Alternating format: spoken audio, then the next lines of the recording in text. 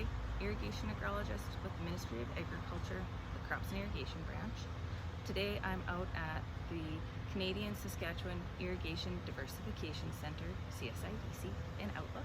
And I'm here today to talk to you about one of the Adopt projects that we've been working with. This is a demonstration project, a bit of a grow and show. It's in conjunction with the Saskatchewan Herb, Spice and Specialty Crops Association. And it's just going to give you an opportunity to see some of the plants that have potential for growth in Saskatchewan. This project was started last year. It had a bit of a slow start. Seeds were late to arrive and we didn't have access to a greenhouse early in the season due to COVID. So we've decided to run this project for 2 years. So early spring right now, we have some of our plants, as you can see, are coming up, and then we're also just starting seeding right now. I'd like to start by taking you on a small tour of our plants from last year that have come up and are doing well. Here we have monkshood. This plant can be grown for its pharmaceutical, nutraceutical properties. It might look kind of familiar to some. Monkshood is pretty popular in gardens. What you might not know is that this plant is actually very poisonous and does require special handling when you're going to work with it in larger quantities. And as you can see, these plants are doing really well. They overwintered great here. I think we've maybe lost 1 or 2 plants to the winter, but otherwise doing really great and coming along. As we move up, we're going to look at a similar plant in ways. This was foxglove, so another common garden flower, also very poisonous, also known as digitalis.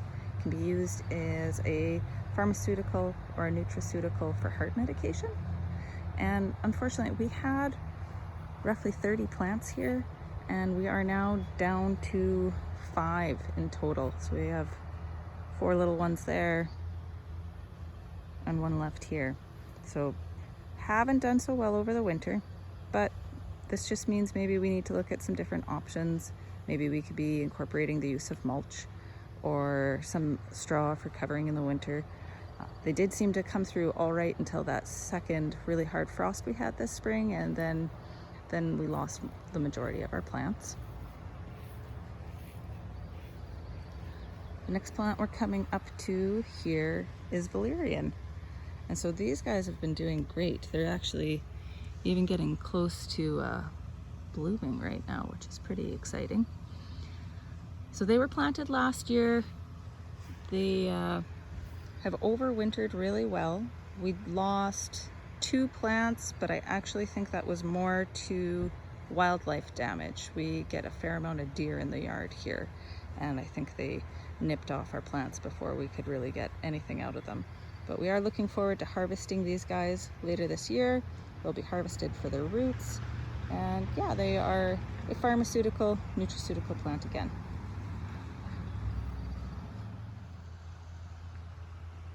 Our next plant here will be fairly familiar. So this is hops.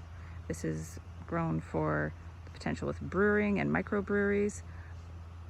This plant has an amazing growth rate. It overwintered well. They were trellised just earlier this week, and they're already halfway up their trellis.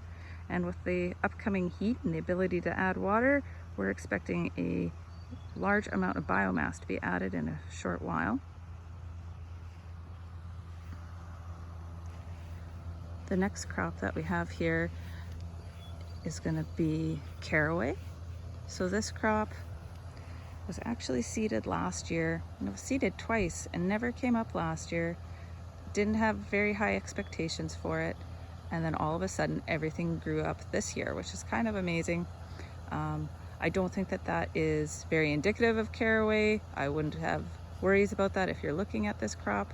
That was more of a function of we were using some older seed, maybe had a bit of a germination problem. So, but no, they seem to be doing well. We will be thinning this plot out pretty soon, and we already have some bolting and starting to go to flower.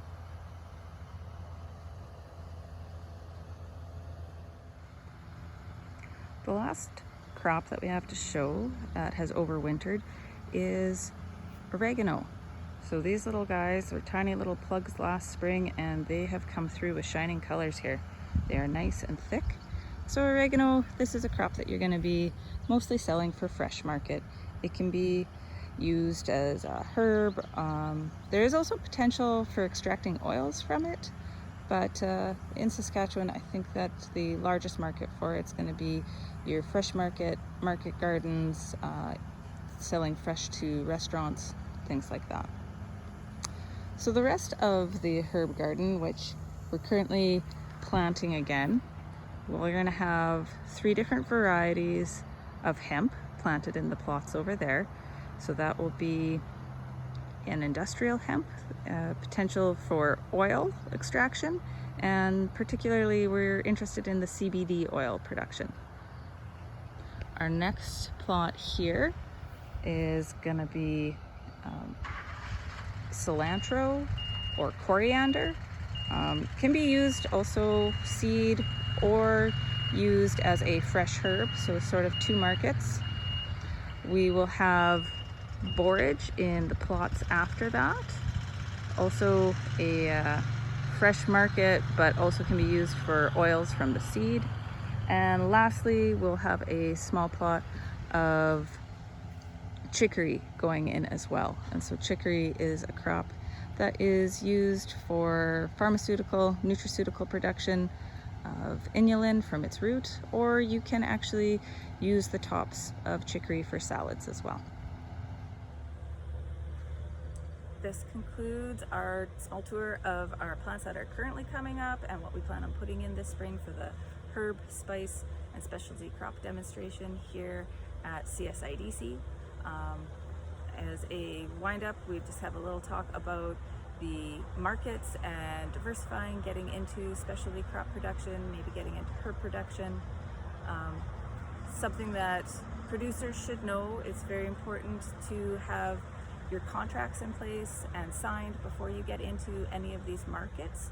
These are very specialty niche markets. They have potential for a high payout, but you do need to have that market available to you. So have that lined up before you start looking at production.